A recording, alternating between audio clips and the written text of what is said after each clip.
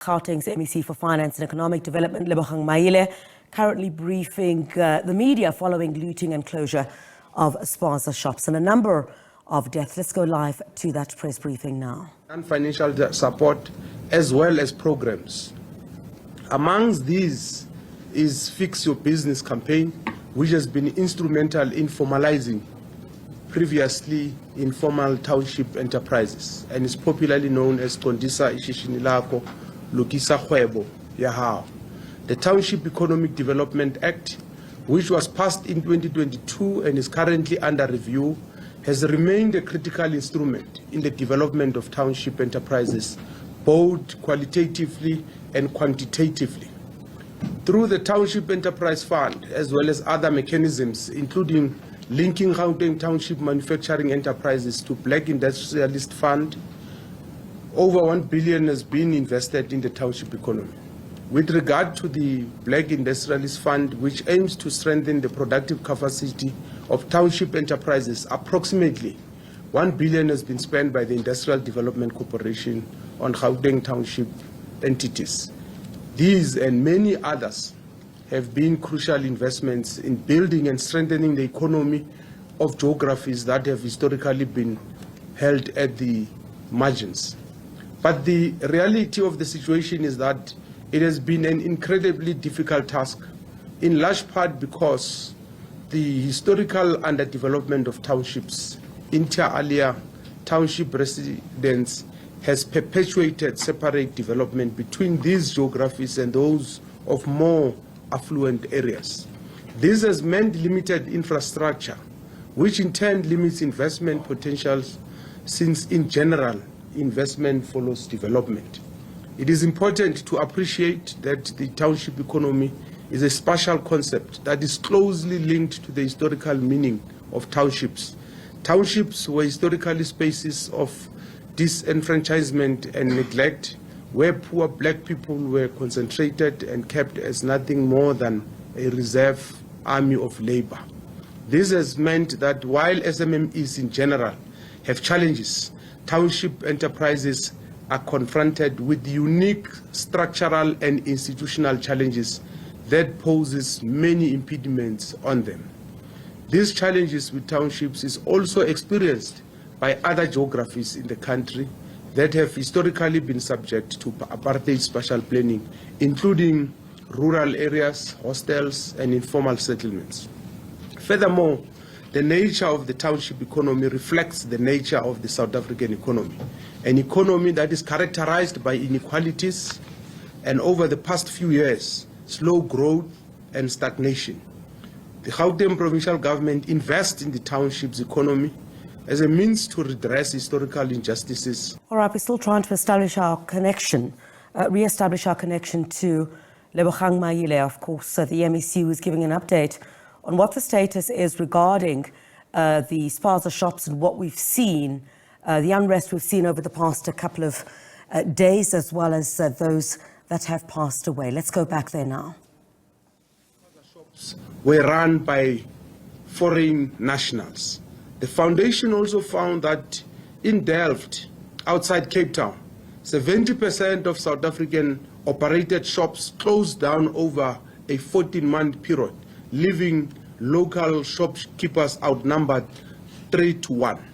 Various other studies have corroborated the fact that foreign nationals dominate the Spaza shop industry in townships across South Africa. It is inevitable, under such circumstances, that local Spaza shop owners are frustrated by being unable to thrive in their own communities, especially as the factors behind their inability to thrive are down to the structural constraints rather than personal weaknesses. These constraints include a cost of living challenge that has eroded disposable income for local households, lack of access to credit and funding instruments for small and micro enterprises from major funding institutions, as well as lack of access to markets. This has given foreign shop owners the edge, as foreign Spaza shops are often owned through shareholding agreements, which allow for a bigger startup investment than the average investment by locals. This means they have a greater buying power, can buy in bulk and can offer more competitive prices. Foreign-owned Spaza shops also often extend credit and other goods in flexible quantities. These are factors that must be appreciated in the discourse on why local Spaza shops struggle to compete. In recognizing these factors, it is also important that as a responsible government, we also safeguard the economic interests of South African citizens in this volatile global economic environment. This requires much needed public-private partnership to support local entrepreneurs and enterprises to thrive and become competitive. The existing programs must be widened, and the only way to achieve this is through greater investment. In addition to this, it is also critical to protect the lives of South African residents in the face of growing public health concerns emerging from foreign-owned enterprises in townships. The illnesses and the death of young children in townships is a very serious concern, cause for concern to the Gauteng provincial government. While the provincial government awaits official autopsies to gain clear understanding on what precisely is killing and making children sick in our townships after they consume products from foreign-owned enterprises, we are also engaging with public health experts to understand the potential magnitude of the problem. This is in light of the autopsies from the last year's death indicating that an illegal substance used for the control of rodents, halipirimi, is the likely cause of death. This substance is used by households across our townships despite being deemed illegal. Various inspections have also found it present in some foreign-owned shops, which might imply lack of proper handling in light of subsequent cases of illness and death. While we await details on the recent incidents, we also appeal to parents and communities to not use halipirimi for rodents and pest control, as the substance is extremely harmful, particularly to vulnerable groups such as children. As part of our interventions, the Gauteng provincial government has instituted various mechanisms to facilitate public awareness and consumer education. We have also partnered with the United Soweto Township Economy Forum to conduct education and awareness in Soweto and surrounding townships, focusing on food safety and consumer rights. The Gauteng provincial government has also established a multidisciplinary inspection team comprising of the Gauteng Economic Development Consumer Affairs Unit, Johannesburg Metropolis Department, South African Police Services, Gauteng Traffic Wardens, City of Johannesburg, Environmental Health Practitioners, Department of Agriculture, Land Reform and Rural Development, Department of Home Affairs, Crime Prevention Wardens, and the National Consumer Commission. Numerous multidisciplinary inspections are planned for all Spaza shops in Naledi and other townships across the province. The purpose of the inspections are to check the level of compliance in line with health regulations and Consumer Protection Act in the area. In conclusion, the tensions in townships, while understandable, are not helpful. Public violence does not help the country to arrive at a sustainable solution rooted in strengthening of the township economy and in building much needed cohesion in communities. There is no question that as a government we have a lot to do to ensure that we protect the lives and livelihoods of South Africans.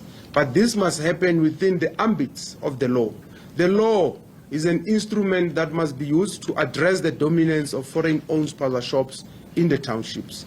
The law is also an instrument that must be used to ensure that local enterprises receive the necessary support to be competitive and sustainable.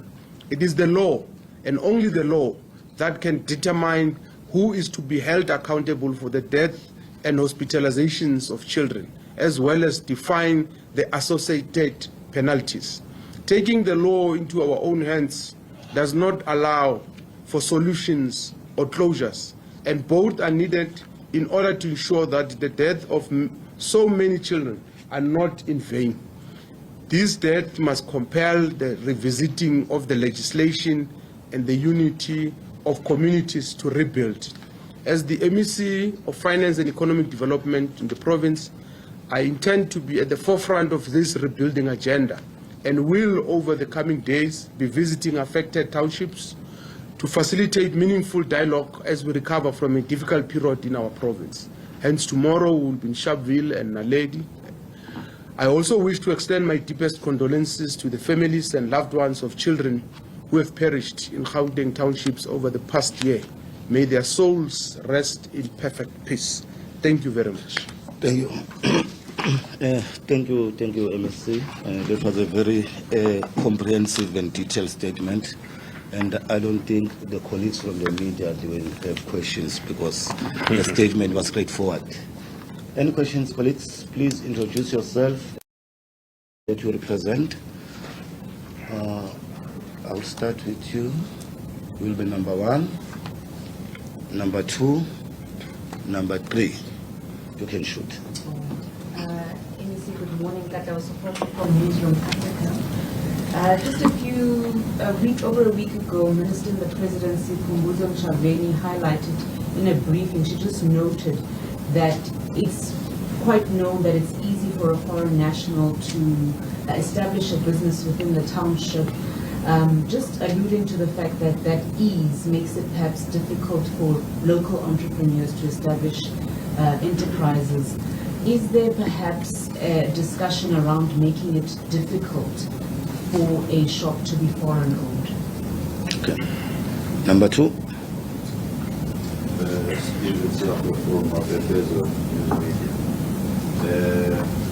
MEC, I come from Qatar.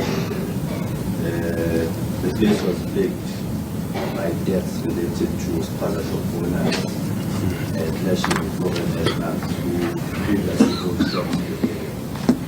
So I think up to 7 deaths have been recorded, and most of them are shop owners.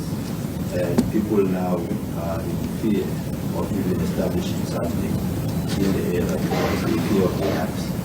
So now I just want to ask the provincial government just one question. It's been a year now since it has happened. Just want to know that are there any interventions that the provincial government are going to do in the area of Qatar?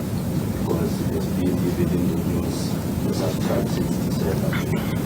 And then what is the purpose of the family tree organization? Because we have the impression that they were also part stakeholders in helping Spaza shops being established in the townships. But it has been a year since we've heard from them of what happened up until they said they were a political party accused them. They just came out to attack the party. That's what we hear from you. What that organization is going to be involved in this process. Thank you. Sure. Good morning, MEC. My name is Onsu from Kaya News. Would it not be the best measure to take to shut down these foreign-owned stores until the investigations actually lead to the actual cause of the problem? Because if the investigations continue, if the stores remain open, we could lose more children because we don't know where the poisonous substance is exactly. I understand investigations are taking place and we found that alpurium exists, but does it not make sense to shut down until then? How many more lives do we need to lose until extreme action is taken? Thank you.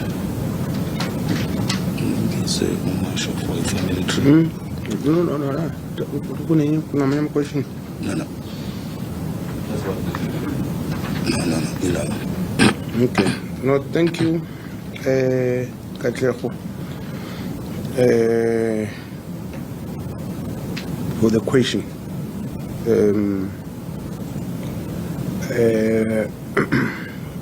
And I think it's a very important question because we've got immigration laws, and I think one of the issues that are raised in the law is that for any foreign-owned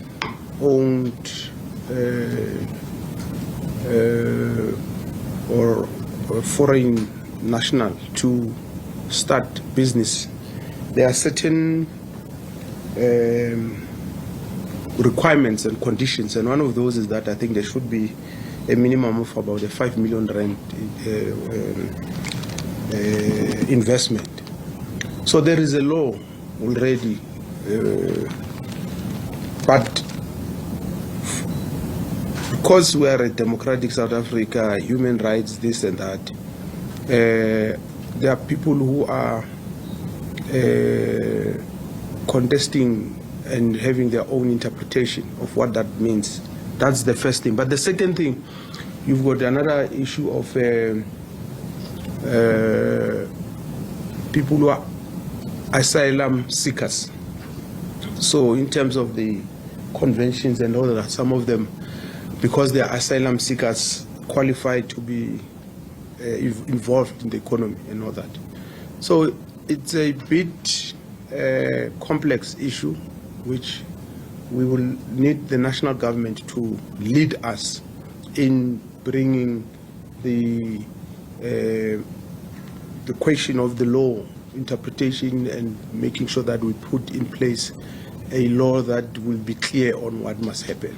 And for now, we will continue to do the things that are within our responsibility, and we will do our level best. So that's what I'm saying. It's a very important question because it has to be dealt with comprehensively, and of course, it shouldn't be easy, and that's why we were saying in our statement that we need to protect the economic interest of South Africans. Any country will do that, so we shouldn't be expected not to protect the economic interest of our citizens. Stephen,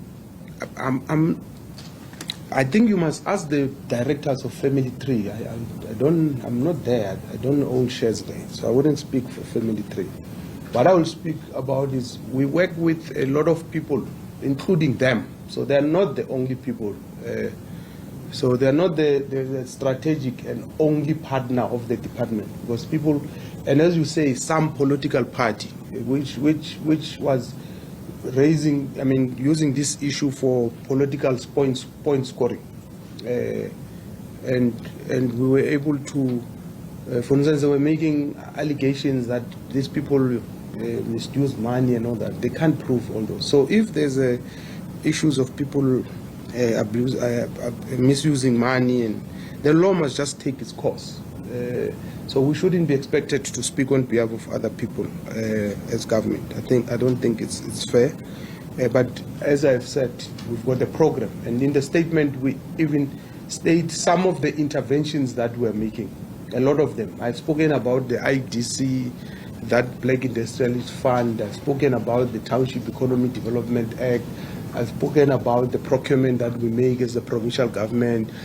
So the issue is not that whatever we're doing is enough. That's not what we're arguing. But we are saying there's a lot that we're doing, and there's a lot that still needs to be done. And hence we even refer here to the role that the private sector must play. We raise here the role of malls and shopping centers that it has in the last few years actually created more problems than solutions. There's more than 200 billion in the township's economy, but that money does not circulate amongst the people in the townships. It leaves the townships. And I've said in the statement about 2% of the products that are consumed in the townships are produced there. The rest of the products are produced externally. And that's what we should be focusing on, to bolster the productive capacity of the township economy. We've been talking about it. A lot of work has gone into it, including putting an act in place. But what we need to see happening is the more and more of the products that we consume, not just in the townships, in the economy, being produced in those. And that's why we even have programs about the revival of industrial parks in these townships. That's why we are working very hard to resolve the ownership issue of Babelegi and industrial parks, because we want those industrial parks to be productive and produce as part of our industrialization strategy. And then the law must take its course. So I wouldn't know, and I wouldn't want to talk on behalf of the police about what happened in Ratanda and if people have been arrested and what intervention, but the law has to take its course. And unfortunately, unfortunately, it becomes bad when citizens feel unsafe in their own country because they feel that our visitors are perpetuating or rather they are perpetrators of crimes. And I think we must act decisively and unapologetically. So you see, Ponzo, South Africa, it's governed by law. And the media and you, Commission, you will be the first people to go at government if you are to close people's shops without following any process and all that. Shops that are not selling correct things, they must be closed. I agree with you, as a matter of principle. But you don't wake up and say, we close all the foreign-owned shops. By the way, that matter has become so complicated. The other day, I was in Tembisa. We walked into one of the foreign-owned shops. It's foreign-owned, but the Bangladeshi citizen is now having a South African citizenship. Could be by marriage, or I don't know. But he gave us his ID. This person is not from South Africa, it's from Bangladesh. So when you say close all the shops, who is that person? How are you referring to them? They've got your citizenship. So this has become more complex, and that's why I think we all need to agree that the national government must lead us, and we must have a multi-faceted approach. But it must not be an issue that waits until there's a problem. It's something that we need to do on a daily basis. It must not be a by-the-way issue. When we say we check all these shops, whether in the townships or throughout, the inspectors and all, and it shouldn't be done because there's a media, or every time we do it, we invite the media and all that. It has to be done because it's the right thing to do. And one of the issues that, because we met with the municipalities yesterday, their frustration is that they do these things, they close these shops, and then they open again and all that. So we need to be relentless, we need to be more systematic, we need to be more aggressive in implementing the law. And hence, the conclusion of our statement talks about the law, and only the law must be able to do all these other things that must be done. Thanks. Thank you. Follow-up questions? One. This is the last round, ne? 1, 2. Number 3? Okay. Number 1. MEC, just on the finding of Halipirini or rat poison in some of the cases, are there police investigations that are still carrying on to determine if there wasn't anything more criminal in the matter? So I'm asking, is it already assumed that the rat poison was found in the food? It could have only been there because through the handling of food, or is there a criminal element that is being investigated by law enforcement officials? Number 2. Thank you. MEC, with the high rate of food poisoning, especially in schools, this Wednesday we had an incident in Ratanda where a child was rushed to hospital first. At the school where they formed, there's those mamas who sell sweets and snacks for them. Allegedly immediately got something from the after school they had to rush to Sharpeville hospital. So now there's a high rate of poisoning incidents happening around schools. Is the department going to intervene in maybe extending the awareness events that you said in your statement, also to schools as well, even including the Department of Education? Because now the children are the main victims here, but they also need awareness to see what is happening. Thank you. Those are the last ones. Yeah, no, let me start with you, Stephen. I think that's a very, very, very important question, because as you correctly say, you might be stating one incident last week in Ratanda, but when you look at the statement, we're saying there's been more than 207 incidents in the whole province, and throughout it's spread. It's not like just one. So it means the problem is big. The problem is widespread. The problem is not imaginary. So we mustn't deal with it as a by-the-way issue. We will have to do exactly that. Focus on educating the learners, train educators to be able to supervise and counsel them, and there has to be an accreditation perhaps, and maybe an observation of all the people who are selling around the schools, and that's where we need to start as well. Of course, it has to be extended to the whole of society, because the problem is not only in schools, and that's what we're saying in the statement. There's more than 207 incidents, which shows the problem is big. That's the response there. Katlego, in the statement, what we are saying is that with the recent incidences, there's not been any release of autopsies. But there's an autopsy that was released sometime last year. We are referring to that. And we're saying on that basis, we have to be careful, and that's why I would like to urge, and we are urging the communities to refrain from using halipirim. The other issues will be dealt with by the police, so that I don't speak on behalf of the police, and I speak about things I know nothing about. And in honor of Minister Idomboweni, I saw some video circulating where he was addressing Mr. Floyd Shibam about not saying you can't tell the surgeon how to operate when you are not a surgeon, you know, meaning that task of the police must be left to the police, and we are commenting about what is yeah. Okay, colleagues, thank you very much. That's the end of the press conference. But those who want to have a one-on-one with the MEC, they can indicate before he leaves. You've got 2 minutes to make that request. Thank you. And we have some refreshments.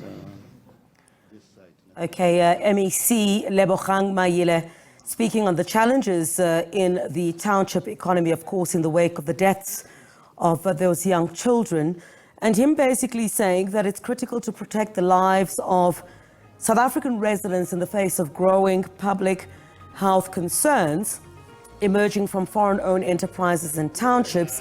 Him also saying the illnesses and the deaths of those young children is very serious and for concern. And while they wait as the provincial government for the official autopsies to get a clearer understanding of precisely what killed the children, they're certainly going to ensure they're going to engage with public health experts to understand the potential magnitude of the problem as well. Also concerns about shops being owned by foreign nationals in this area, and the majority being owned by foreign nationals. And of course, as part of interventions, the Gauteng provincial government says it's instituted various mechanisms to facilitate public awareness and consumer education on this particular matter. Also partnering with the United Soweto Township Economy Forum to try and get, we're also hearing from the MEC that he will be visiting a number of those areas that have been affected tomorrow.